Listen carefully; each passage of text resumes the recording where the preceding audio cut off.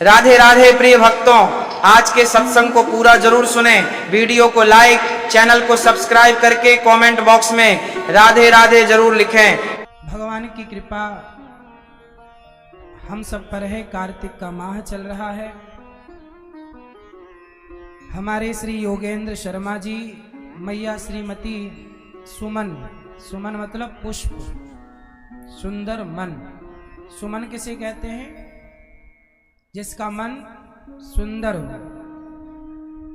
सुंदर मन वाली मैया सुमन मैया, योगेंद्र जी और बेटे रुशील शर्मा जी, पत्नी सोनाली शर्मा जी, कृष्णा शर्मा जी, पोती आपकी केशवी शर्मा जी, सुखराम शर्मा जी आपके दादाजी स्वर्गीय, अतर सिंह शर्मा जी पिताजी स्वर्गीय, कैलाश देवी माता जी स्वर्गीय और भाग्यश्री स्वर्गीय, और समस्त पितरों की स्मृति में आप बड़ोदरा गुजरात से आए और प्रेम से भागवत की कथा में डुबकी लगा रहे हैं। आप सब बड़े भाग्यशाली हैं कि कार्तिक के माह में वृंदावन धाम की यात्रा में आए हैं। जो भगवान के लिए और भगवान की कथा के लिए और तीर्थ के लिए पांव बढ़ाता है, कहते हैं एक एक कदम में एक एक यज्ञ करने का उसे पुण्य प्राप्त होता है।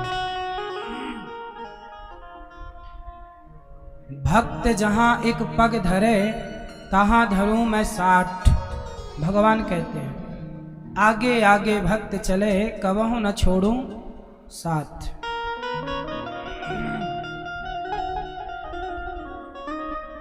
तो भगवान की कथा के लिए आप जितने लोग आए हैं, आप सब बड़े भाग्यशाली जी के पोथी पाठ होंगे। आप भी अपने पितरों के लिए भागवत जी का पाठ कराना चाहें तो अगले महीने 18 नवंबर से करा सकते हैं।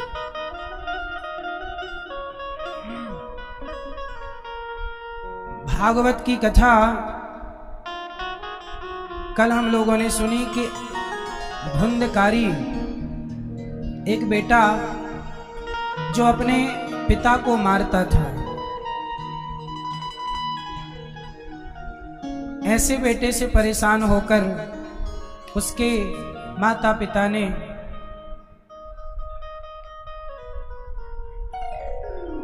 भगवान की प्राप्ति की और धुंधकारी मारा गया। धुंधकारी को कितने लोगों ने मारा? 5।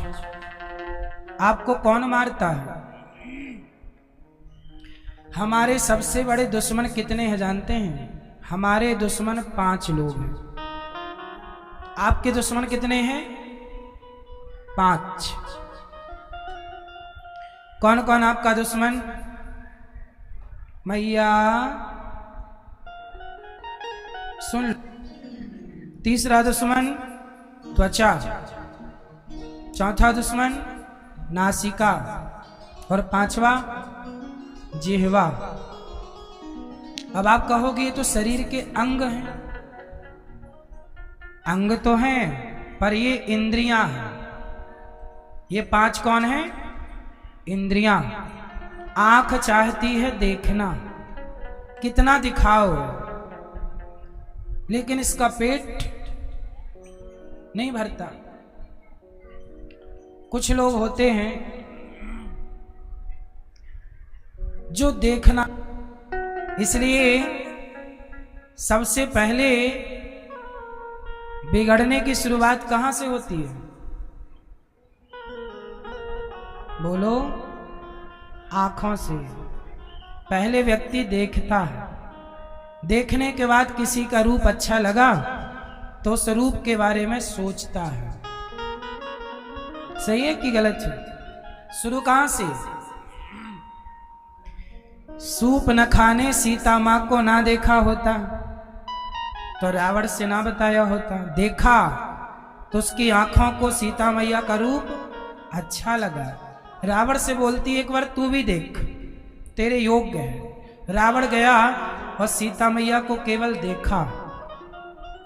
शुरुआत कहां से हुई? हाँ, आंखों से। इसलिए रावण का सर्वनाश किसने करा दिया? रावण की गलत आंखों ने। यदि आंखें बिगड़ जाएं तो नाश करा देती हैं। इसलिए आंखों को कंट्रोल। देखने को बहुत कुछ है, पर हमें क्या देखना चाहिए? इसलिए आंख हमारी दोस्त भी है और दुश्मन भी है। यदि आंख बिहारी जी को देखना चाहती है तो आंख अच्छी है। आंख भगवान को देखना चाहती है, भगवान के भक्तों को देखना चाहती है, भक्ति की दृष्टि से देखना चाहती है तो आंख अच्छी है। और यदि आंख वासनाओं की दृष्टि से देखना चाहती है, गलत नजरिए से देखना चाहती है तो आंख बुरी है। तो आप लोग बताइए, आपकी आंख सही है कि गलत है? हैं? यदि सही है तो आपकी आंख अच्छी है, गलत है इलाज करो और अपनी दृष्टि को सही करो। क्योंकि कहते जैसी दृष्टि वैसी सृष्टि। सृष्टि का निर्माण दृष्टि से होता है। जिसकी जितनी अच्छी दृष्टि होगी उसकी उतनी अच्छी सृष्टि होगी। कहते ना नजरिया, नजरिया बदला तो नजारे बदल गए।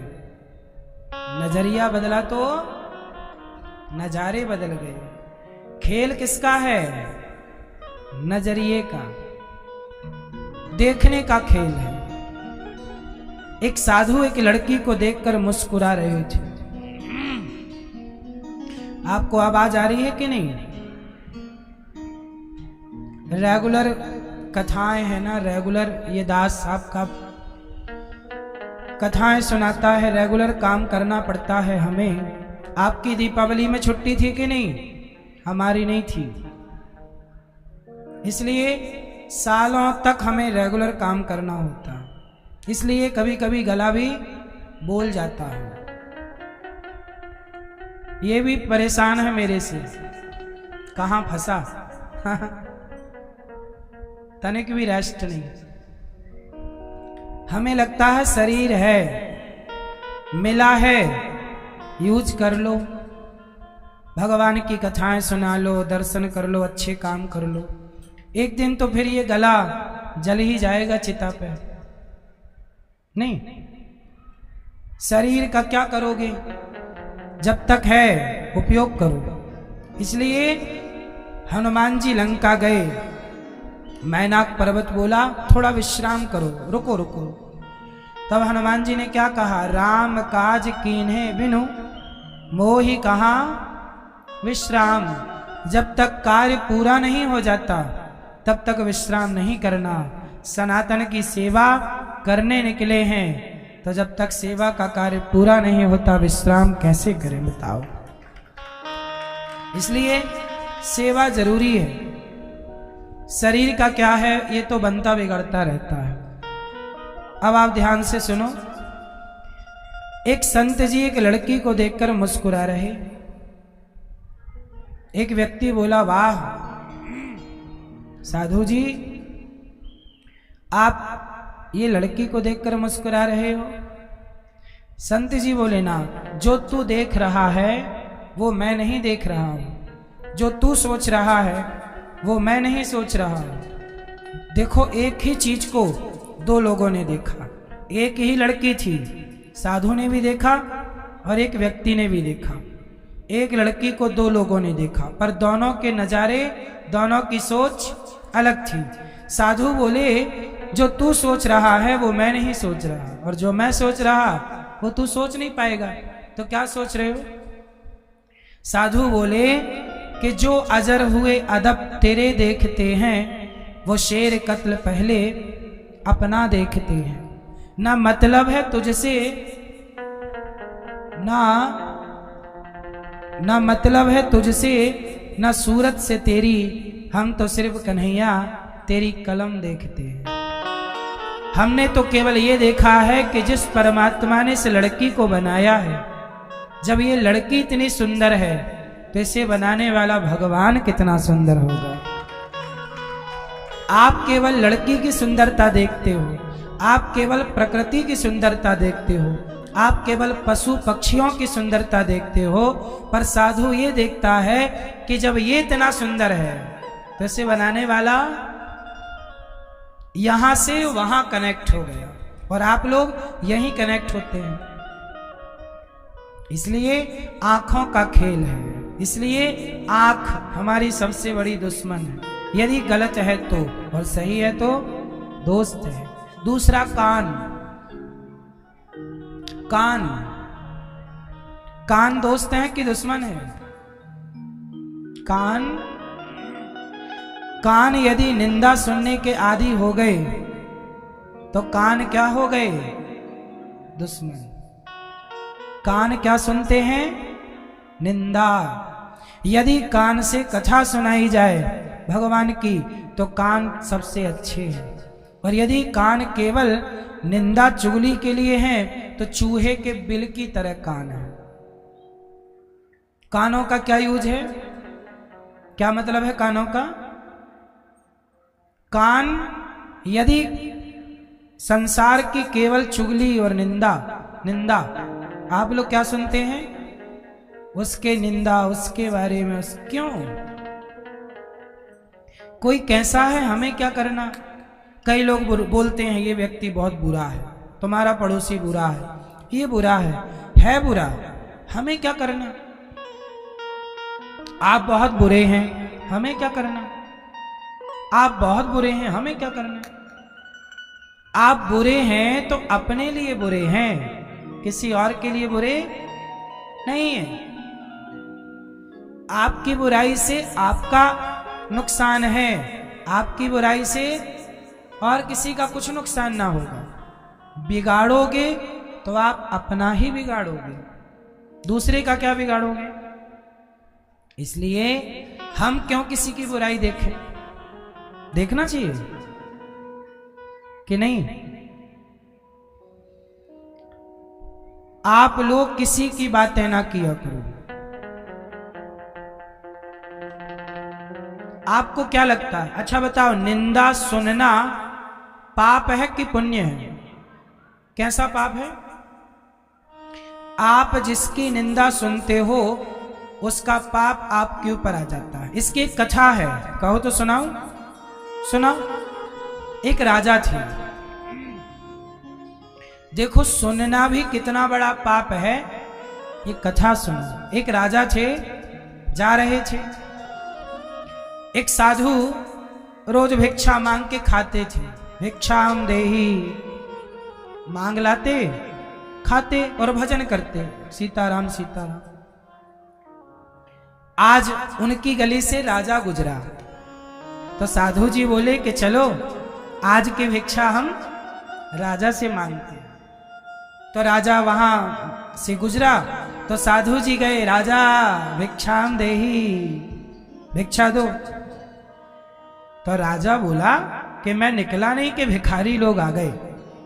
कई बार आप लोग परेशान हो जाते हो ना भिखारियों से। जहां गाड़ी खड़ी हुई चौराहे पर वहीं आ जाते हैं लोग, भैया दे दो दे दो। कांच खोलने का मन भी नहीं करता आपका। कई बार राजा भी परेशान, राजा से मांगने वाले बहुत। साधु पहुंच गए, राजा भिक्षा। तो राजा गुस्सा हो गया और तभी वहां पर घोड़े की लीद, राजा का रथ था, घोड़ा ने लीद की। जैसे गाय का गोबर होता है ऐसे घोड़े की क्या होती है? गाय के गोबर बोला जाता है, गोबर। ऐसे घोड़े की लीद पड़ी थी। तो राजा ने भिक्षा में वो एक तसला लीद दे दी। लो, साधु जी बोले चलो आज घोड़े की लीद मिली है। ले गए साधु, अपनी कुटिया के आगे डाल दिया कि राजा ने दिया है। अब राजा चले घर। 1 महीने बाद राजा ने नगर का फिर भ्रमण किया तो देखा कि लीद का पहाड़ लगा हुआ है। किसका पहाड़? लीद का, घोड़े के उस मल का। पहाड़ लगा, वहां एक साधु भजन कर रहे, राम राम राम राम सीता राम सीता। राजा गए, महाराज अच्छा राजा पहचाने नहीं कि ये वही साधु है जो कभी मेरे से भिक्षा लेने आया। राजा तो राजा बोले, महाराज जहां आप भजन कर रहे हो ये इतना पहाड़ लगा है लीद का, क्या है ये? साधु बोले, राजा ये सब लीद है। कहां से आई इतनी? हमारे यहां तो इतना घोड़ा है ही नहीं, कितनी लीद हो? महाराज आपने हमें भिक्षा में लीद दी, और व्यक्ति जो देता है उसका वही कई गुना बढ़ता है। तुमने अन्न दिया होता अन्न बढ़ता, धन दिया होता धन बढ़ता, तुमने हमें भिक्षा में लीद दी, तुम्हारा क्या बढ़ रहा है? ये तुम्हारे राज्य में लीद, और एक दिन इस लीद में तुम्हारा सारा राज्य डूब जाएगा। अब तो राजा घबराए, महाराज क्षमा करो, हमसे बड़ी गलती हो गई, हमने आपका अपमान कर दिया। अब ये बताओ ये लीद कैसे समाप्त हो? तब राजा से संत जी ने कहा कि यदि तुम्हारी कोई निंदा करे, तुम्हारी क्या करे? यदि कोई निंदा करे और निंदा सुने तो तुम्हारा ये सारा पाप समाप्त हो जाएगा। ये पाप है तुम्हारा, और ये लीद तुम्हें ही खानी पड़ेगी गोबर का कीड़ा बनके। अब तो राजा डरा, क्या करूं? बोले निंदा। अब राजा बोले कैसे निंदा हो? प्लान बनाया कि गांव में एक पंडित जी थे, उनकी एक जवान लड़की थी। उस जवान लड़की को राजा ने अपने रनिवास में रखा, जहां रानी रहती थी उसकी जवान लड़की को। अब पंडित जी गए कि महाराज मेरी लड़की आपके यहां आई थी आज सवेरे, अब वापस करो, शाम हो गई। तो राजा ने नहीं लौटाया, नहीं तेरी लड़की अब हमारे पास रहेगी। अब तो पंडित जी बोले राम राम, राजा की नीयत खराब हो गई। अच्छा राजा उस लड़की को अंदर तो रखा था, पर वो सुरक्षित रखा था अपनी बेटी की तरह, लेकिन वो पंडित जी को बोल दिया कि नहीं अब वो हमारी है, जा। अब पंडित जी गांव में जाके, भैया राजा बड़ा पापी है, हमारी जवान बेटी को रख लिया। अब भैया पूरे नगर में राजा की क्या होने लगी? निंदा। और राजा चाहता भी यही था कि लोग हमारी निंदा करें। अब सारे ऐसी बातें तो कानों कान फैलती हैं, अरे राजा तो बिगड़ गया, वो फलाने की जवान बेटी रख लिया। अब जहां चौराहे नुक्कड़ घर पे लोग बैठे राजा की बुराई करें, सुने भी और बोले भी, एक बोले दूसरा सुने। राजा को सुना तुमने? अरे राजा तो बिगड़ गया, जवान लड़की को रखा है फलाने की लड़की को, रात को लौटी नहीं, बड़ा दुष्ट राजा है। अब सारे बुराई करने लगे। 10 दिन के अंदर राजा फिर वापस गया तो देखा कि वहां जो लीद का पहाड़ था समाप्त हो गया। राजा बोले महाराज ये लीद कहां गई? बोले जिन जिन ने तुम्हारी निंदा की है सारा उनके खाते में चली गई, पर एक तसला अभी बची है। कितनी बची है?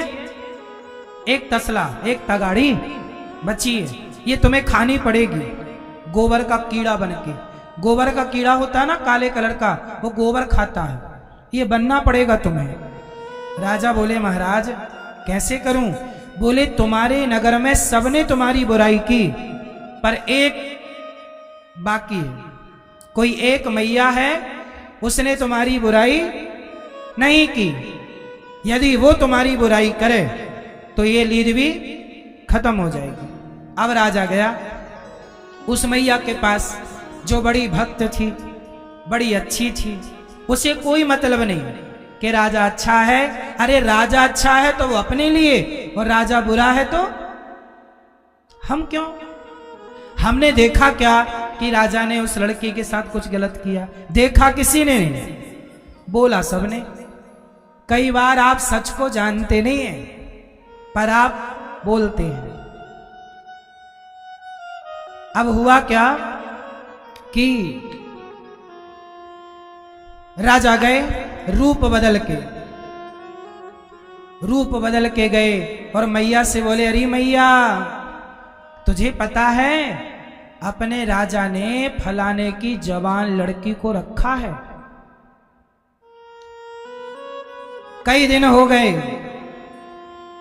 वो मैया बोली, अरे भैया सुन, रखा है तो मैं क्या करूं, चल बैठ, शाम हो गई, भजन कर भगवान का। राजा कई बार प्रयास किया, पर उस माता ने एक बार भी बुराई की, उसका मन बुराई में, निंदा में गया ही, ना सुना ना तो बोला। राजा ज्यादा बहुत बात करने लगे, बोले चुप हो जा। अच्छा, जब बार बार राजा बोलने लगे तो मैया समझ गई कि यही राजा है। तब मैया बोली, सुन राजा, तू कितना भी सोच कर कह, पर मैं तेरी बुराई नहीं करूंगी, एक तसला लीद तो तुझे खानी ही पड़ेगी। अब राजा बोला, माता आप कैसे पहचान गई और आपको ये कैसे पता कि मैं एक तगड़ा लीद? वो साधु जी से बात हुई। तब उस माता ने कहा, बेटा मैं किसी की निंदा कभी नहीं करती, इसके कारण भगवान की कृपा से मुझे ऐसी शक्ति प्राप्त है कि मैं किसी को भी देख सकती हूं कि उसका कितना पाप है और कितना पुण्य है। मैं देख रही हूं कि तेरे भाग्य में एक तगाड़ी, एक तसला लीद है। तूने कोई पाप नहीं किया आज तक, पर तूने किसी संत को भिक्षा में तूने अन्न दिया होता तो तेरा अन्न बढ़ जाता, पर तूने क्रोध में आकर एक संत का अपमान कर दिया और उसे घोड़े की लीद दे दी। कोई साधु लीद खाएगा क्या? कोई तुम्हारे घर भिक्षा मांगने आए और तुम उसे गोबर दे दो, लीद दे दो, ये क्या धर्म है तुम्हारा? तुम राजा हो, क्या ये तुम्हारा धर्म था? अब तुमने राजा हो के पाप किया है तो पाप भोगेगा कौन? अब तुम्हें अगले जन्म में वो एक तगाड़ी लीद फिनिश करने कीड़ा बनना पड़ेगा, कोई चारा नहीं। साधु के पास राजा आए, महाराज क्या करूं, क्या करें भाई? अवश्यमेव भोक्तव्यम, भोगना पड़ेगा। तो चलो, सारा पाप तो खत्म हो गया ना, एक पहाड़ बन गया था। इसलिए जब आप किसी की चुगली, बुराई, निंदा करते हो तो उसका पाप आपके सिर पर आ जाता है और आप भोगते हो उसका पाप। राजा का पाप किसने भोगा? प्रजा ने। सबके खाते पे एक एक तगाड़ी आ गई। इसलिए हमें क्या फायदा? कोई गलत है तो है, सही है तो है, हमें क्या करना? हम क्यों अपना टाइम वेस्ट करें किसी की बात करके? हम अपनी बात करें। इसलिए कबीरदास जी कहते हैं, बुराई देखनी है तो किसी की नहीं, बुरा जो देखन मैं चला, बुरा ना मिलिया कोई, जो दिल खोजा आपुना, हमसे बुरा ना कोई। हम ही सबसे बुरे हैं, अपनी बुराई कोई नहीं देखता, दूसरे की बुराई हम भी तो बुरे हैं, हमारे में भी लाख कमियां हो सकती हैं, लेकिन अपने अंतर्मुख में कोई नहीं झांकता। इसलिए आंख गलत देखे तो दुश्मन, कान गलत सुने तो दुश्मन, वाणी राजा की निंदा की, वाणी से पाप के भागी सारे बने, कान से निंदा सुनी, पाप के भागी सारे बने। इसलिए ना कानों से सुनो, ना वाणी से क्या बोलना, भगवान का नाम बोलो, सही बात बोलो, अपने परिवार का ख्याल रखो। क्यों तुम्हें पड़ोसियों की बातें करनी है? क्यों तुम्हें परिवार की बात करनी है? और बात करके तुम्हें मिलना क्या है? कोई फायदा हो तो मुझे बताओ, पैसे बढ़ रहे हो तो बताओ, बैठे बैठे पाप और कमा रहे हो।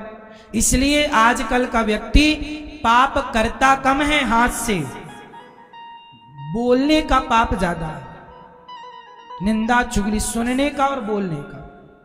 और तीसरा पाप देखने का। भीष्म पितामह ने आंखों से देखा था द्रौपदी के कपड़े उतरते, देखना भी तो पाप था ना। सामर्थ्य थी तो रोका क्यों नहीं? तो पहला आंख, दूसरा कान, तीसरा जिह्वा और चौथा नाक। सारी जिंदगी व्यक्ति अच्छे अच्छे सूंघने इत्र सेंट इकट्ठा करता है, उसके लिए पैसे कमाता है, पैसे पाप करके कमा लेता है कई बार, और वह पाप का भागी बन जाता है। चमड़ी, पांचवा पापी कौन? आपकी चमड़ी पापी है कि नहीं? चमड़ी क्या पाप करती है? पूरा खेल इस त्वचा का है। कैसा? कहते हैं ना, पेट में भूख लगती है। पेट की भूख कैसे मिटती है? रोटी से। बोलो हाँ। पेट की भूख किससे मिटती है? रोटी से। पर एक भूख चमड़े की होती है, चमड़ी की भूख। बोलो हाँ। कौन सी भूख? चमड़ी की भूख, जिसे भोग विलास कहते हैं। ये भूख किसकी है? चमड़ी की। रोटी से पेट की भूख मिटती है। पेट की भूख है तो मिट जाएगी, पर चमड़ी की भूख लग गई तो सर्वनाश कराएगी। पर नारी की भूख, पर पुरुष की भूख, मैया को जगा दो। किसकी भूख? पराई औरत, पराई पुरुष की भूख। ये भूख काय की है? जोर से। चमड़ी की है या नहीं? बोलो। इसलिए ये पांचों खतरनाक। इसलिए अपनी चमड़ी पे कंट्रोल। ये बोलती नहीं है पर कराती सब कुछ यही है। आज सबसे ज्यादा लोग परेशान अपनी चमड़ी से ही हैं। आंखें भी चमड़ी ही देख रही हैं। माता धरा की कथा है इसकी, माता यशोदा। आगे मैं सुनाऊंगा ये कथा, पर प्रसंग यहां है तो मैं यहीं सुनाई देता हूं। माता यशोदा पिछले जन्म में कौन थी? धरा। इनका नाम था धरा। जब भगवान कृष्ण माता यशोदा का दूध पिए तो परीक्षित जी ने सवाल किया कि भगवान सबका पेट भरते हैं, पर आज माता यशोदा जगत के पालनहार का पेट भर रही है दूध पिला के। आखिर माता यशोदा ने कौन सा पुण्य किया होगा कि जगत के पालनहार इनके बेटा बनकर आए? तब सुखदेव जी ने कथा सुनाई कि माता धरा, माता यशोदा पिछले जन्म में धरा थी, और इनके द्वार पर जब कुछ संत आए तो इनके घर में अन्न का दाना नहीं था। ये संतों की सेवा करती थी, पर आज इनके घर में कुछ नहीं और संत आ गए तो ये किसी से उधार पैसा मांगने गई कि भैया मैं चुका दूंगी तो मुझे उधार दे दे। साधु द्वार पर खड़े। तो जिसके द्वार पर गई उसने क्या बोला कि तुम बहुत सुंदर हो, यदि तुम अपने स्तन हमें दे दो तो हम तुम्हें पैसा देंगे। सौदा कर लिया ना उसने कि हम तुम्हें पैसे देंगे, तुम हमें अपना चमड़ा दे दो, चमड़ी। यही ना सौदा किसका होता है? आजकल बाजार में लड़कियां बिकती हैं, तो लड़कियां बिकती हैं कि चमड़ी बिकती है? भाई सौदा तो चमड़े का ही है कि ना? फिर इसलिए ये भूख बहुत गंदी है, रॉन्ग है। माता धरा से बोला उस व्यक्ति ने कि तुम अपने स्तन हमें दे दो तो हम तुम्हें पैसे दे देंगे। माता धरा बोली। माता धरा ने सोचा कि यदि मैं इसे नहीं देती अपने स्तन तो साधु भूखे चले जाएंगे। तो ठीक है, माता धरा ने कहा तुझे मेरे स्तन चाहिए? हाँ हाँ, तब माता धरा ने अपने स्तनों को चाकू से काट करके अपने स्तनों को दे दिया, ये ले। वो आदमी अवाक रह गया और माता धरा ने कहा, भाई तुझे चमड़ा चाहिए ले ले, मेरे द्वार पर संत खड़े हैं, पैसे दे दे। उसने दिए, धरा माँ ने लिए और संतों को भोजन कराया। और जब संतों ने भोजन किया तो देखा कि माता के शरीर से खून ही खून गिर रहा। संतों ने कहा, माता इतना रक्त कहां से और कैसे आया? तब पूरी बात सुनाई। तब संतों से, वो संत थे ही नहीं, संतों के रूप में भगवान आए थे परीक्षा लेने। भगवान प्रकट हो गए, माता तुमने हमारी सेवा के लिए, साधु सेवा के लिए तुमने अपने स्तनों को काट दिया, छाती काट दी। अब अगले जन्म में हम तुम्हारे बेटा बनकर, तुम्हारा दूध पीकर तुम्हारे इस जन्म के दान का ऋण चुकाएंगे, कीमत चुकाएंगे। तब भगवान कृष्ण उनके बेटा बने और दूध पी रहे हैं माता धरा का। धरा बनी यशोदा। तो बिना पुण्य के कुछ मिलता नहीं है। इसलिए आपसे मैं कहता हूं कि पुण्य किया करो और पाप से बचो। सबसे बड़ा पाप है यही चमड़े का पाप। स्त्रियां भी ये पाप करती हैं पराये पुरुष के स्पर्श का, और पुरुष भी ये पाप करते हैं पराई स्त्री के स्पर्श का।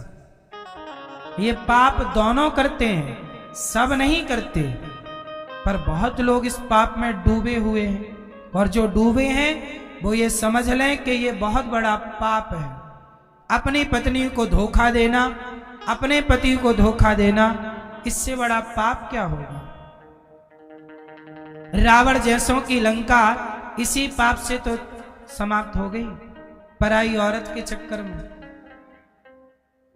इसलिए मेरी मां सावधान।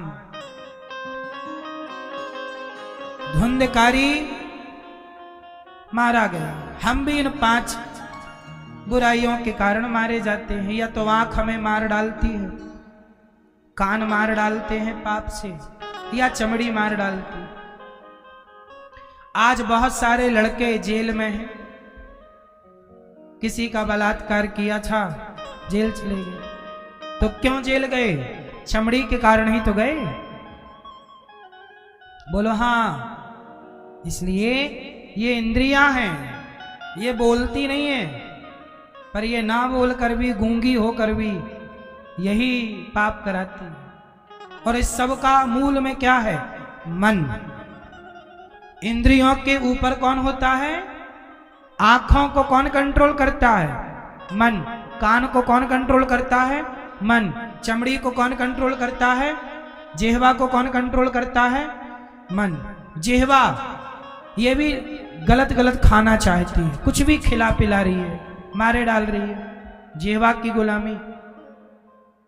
इसलिए मन पे कंट्रोल। साधु, बड़े बड़े साधक, जो अच्छे लोग हैं, वो अपने मन को अपना गुलाम बनाते हैं। और जो गलत हो गए, वो मन के गुलाम बन के, मन के हिसाब से काम करके अपना नाश कर लेते हैं। मनुष्य का धर्म क्या है? ये भागवत जी का पहला सवाल। चलो बताओ। ए भैया छोरा, काहे खड़े हो बेटा? बैठ जाओ। कथा सुनना है तो प्रेम से बैठ जाओ, शांति से कथा सुनो। चलो बताओ, मनुष्य का धर्म क्या है? आप बताओ भैया, मनुष्य का धर्म क्या है? आप बताओ, मनुष्य का धर्म क्या है? क्या? सेवा। बेटा बताओ, मनुष्य का धर्म क्या है?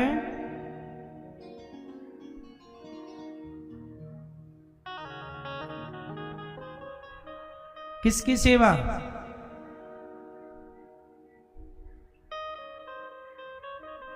मनुष्य का धर्म क्या है?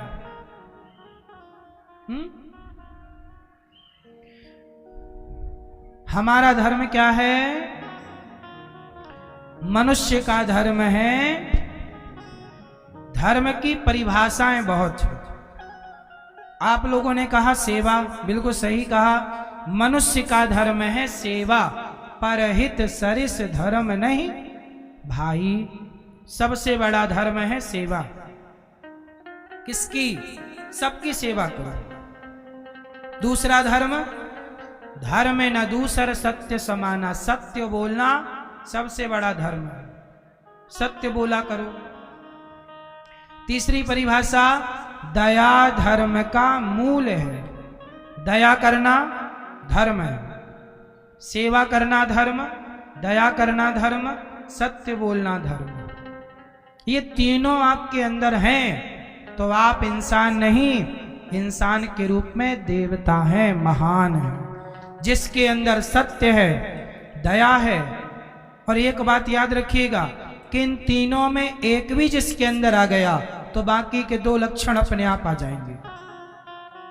जो सत्यवादी होगा वो दयावान जरूर होगा, परोपकारी जरूर होगा, और जो परोपकारी होगा वो सत्यवान जरूर होगा, वो दयावान जरूर होगा। जो दयावान होगा वो सत्यवान जरूर होगा, परोपकारी। मतलब एक के आ जाने से सारे लक्षण, सारे गुण आपकी ओर खींचे चले आते। जैसे जहां गहरा होता है ना, पानी सब जगह गिरता है, बरसता है, पर पानी भरता कहां है? बोलो। जहां गहराई, पहाड़ पर भी पानी गिरा पर रुका कहां? जहां गहराई थी।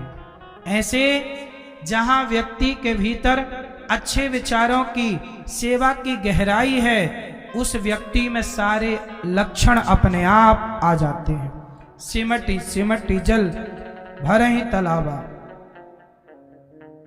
सारे गुण, आज एक गुण किसी के अंदर आया तो बाकी के गुण भी उसी की तरफ खिंचे। इसलिए आपने देखा होगा कि धनवानों की ओर धन और चला जाता है, धनी व्यक्ति और धनवान होता है, और गरीब जो है वही बढ़ता है ज्यादा। गरीबी है तो गरीबी बढ़ेगी, और धन है तो सत्य है तो सत्य बढ़ेगा, सेवा है तो सेवा, दुष्टता है तो। इसलिए दुष्ट और दुष्ट होता चलता है। 2019 में कम दुष्ट था, 2025 में वही दुष्ट ज्यादा दुष्ट है। बोलो हाँ। नहीं कहते पहले कम पीते थे अब ज्यादा पीने लग गए, मतलब पहले कम दुष्ट थे अब ज्यादा दुष्ट हो गए। क्योंकि दुष्ट है ना तो उसकी दुष्टता बढ़ेगी। भाई राजा ने लीद दी, क्या दिया? राजा ने लीद दी तो उसकी लीद बढ़ी। अब तुम शराब पी रहे हो, पिला रहे हो, तो तुम्हारा नशा बढ़ेगा। तुम्हारे जो देता है व्यक्ति वही तो पाता है। इसलिए बुरे आदमी के अंदर, किसी के अंदर एक बुराई आई तो अपने आप 4 बुराइयां उसके पास आ जाती। क्योंकि जहां गंदगी होती है वहां मक्खी को निमंत्रण नहीं देना पड़ता। हाँ मक्खी बहन, यहां गंदगी है, जरा आओ। गंदगी है तो मक्खी, बोलो, अपने आप आती है। कि आप लोग निमंत्रण देते हो? हल्दी चावल आ जा। गंदगी में मक्खी अपने आप, वो सूंघती है ना, उसकी इंद्री है घ्राण इंद्री, सूंघ के आ जाती है। ऐसे ही है, आपके अंदर एक अच्छाई होगी तो सृष्टि में, इस ब्रह्मांड में जितनी अच्छाइयां हैं वो आपकी ओर खींची चली आएंगी। इसलिए अच्छा व्यक्ति और अच्छा होता जाता है, और यदि आपके अंदर बुराई आई तो और संभावना है कि आप और बुरे होंगे। सही है? इसलिए दुष्ट और दुष्ट होता चलता है। इसलिए कहता हूं अपने अंदर बुराई ना आने दो, आप अपने अंदर कमजोरी ना आने दो बुराइयों की। लड़ो, समाप्त करो इन बुराइयों को, और गरीबी से लड़ो और खत्म कर दो गरीबी को। मेहनत करो। गरीबी कहां नहीं है बताओ, और गरीबी कहां है बताओ। गरीबी कहां है और कहां नहीं है। चलो बताओ, आप बताओ भैया, गरीबी कहाँ है? बोलो, कहाँ है गरीबी और कहाँ नहीं है गरीबी? आप बताओ। है मन से, साफ मन